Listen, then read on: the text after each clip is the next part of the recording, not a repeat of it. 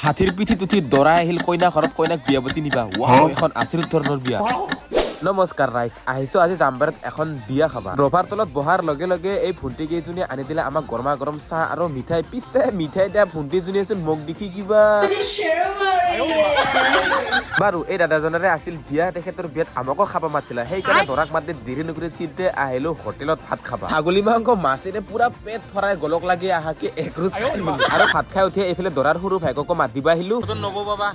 কেনেকা লাগিছে আৰু এইফালে গায়কে পুৰা গান মাৰি আছে আৰু সৰু ল'ৰা ছোৱালীবোৰে ধুনীয়াকে নাচি আছে তাহাঁতৰ লগত ময়ো এটা গান গাই দিলো ধুনীয়াকে আৰু এইফালে আমাৰ মৰমৰ গজৰাজে পুৰা কাপোৰ কানি পিন্ধি ওলাইছে কইনা ল'ব যোৱা কি কম জীৱনত প্ৰথমবাৰ দেখা পাইছো আজি দৰাই হাতীৰ পিঠিত উঠি কইনা ল'ব যোৱা অ' মাই গড তো ধামাকা ফটকা ফুটাই আহি পেলাই দৰাই কইনাৰ ঘৰ এতিয়া আৰু বিয়াৰ নীতি নিয়মসমূহ কৰি দৰাক এন্ট্ৰি মাৰিব দিলে কইনাৰ ঘৰত এতিয়া দৰাই পাতব